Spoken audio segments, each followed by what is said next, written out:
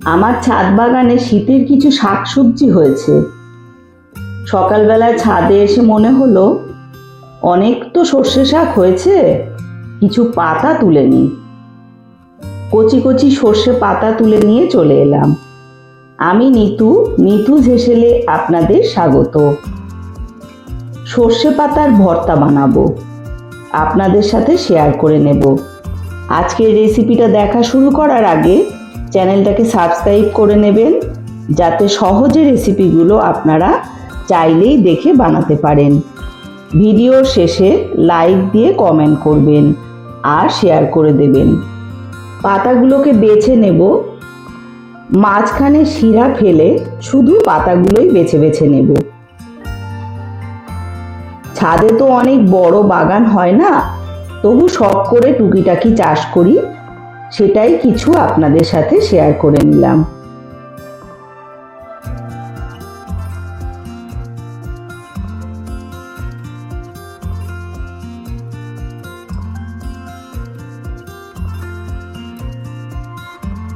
পাতাগুলোকে ধুয়ে নিচ্ছি 2 থেকে 3 বার জল পাল্টে পাল্টে।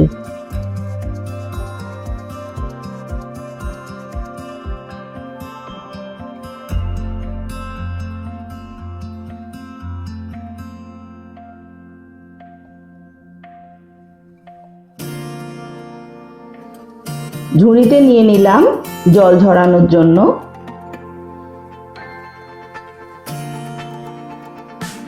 গ্যাসে কড়াই বসিয়ে পরিমাণ মতো জল দিয়ে দিলাম।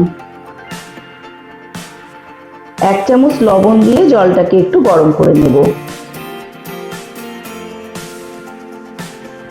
পাতাগুলিকে গরম জলে দিয়ে দিলাম।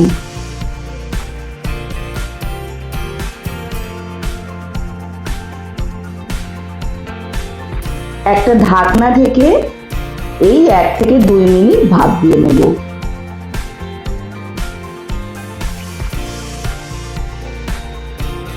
ঢাকনা খুলে পাতা নরম হয়ে গেছে। ভাপ দিয়ে নিলাম তার কারণ সর্ষে পাতায় একটু তিতকুটে স্বাদ থাকে। ভাপ দিয়ে জলটা ফেলে দিলে আর সেই তিতকুটের স্বাদটা থাকে না। ঝুড়ির মধ্যে নিয়ে জল ঝরিয়ে নিলাম।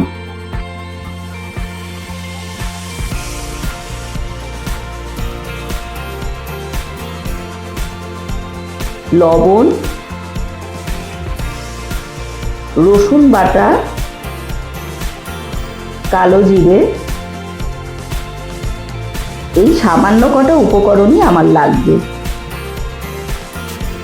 মিক্সির বাটিতে সিদ্ধ পাতা দিয়ে দিলাম।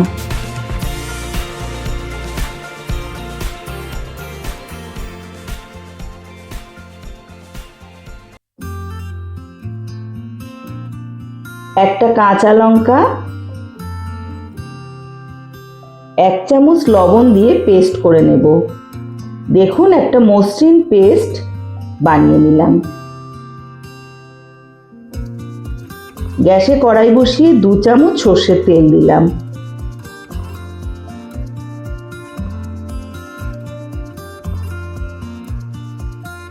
তেল গরম হলে 1 চামচ কালো জিরে ফোড়ন দিলাম।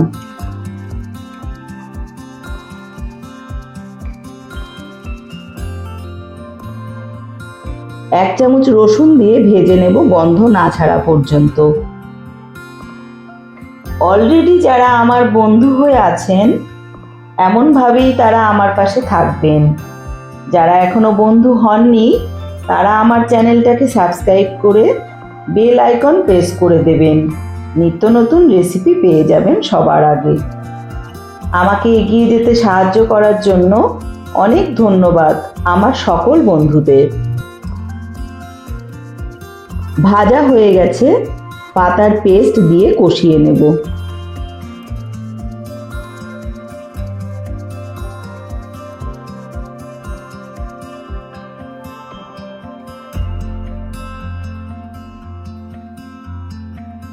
খুব বেশি কষাতে লাগবে না, এক্সট্রা যে জল, সেই জলটা টেনে শুকনো হয়ে গেলেই নামিয়ে নেব। একটা বাটিতে নামিয়ে নিলাম। গরম ভাতে এমন ভর্তা থাকলে জমে যাবে। সুস্থ থাকবেন, ভালো থাকবেন। আমি নিতু আবার আসছি পরের রেসিপি নিয়ে।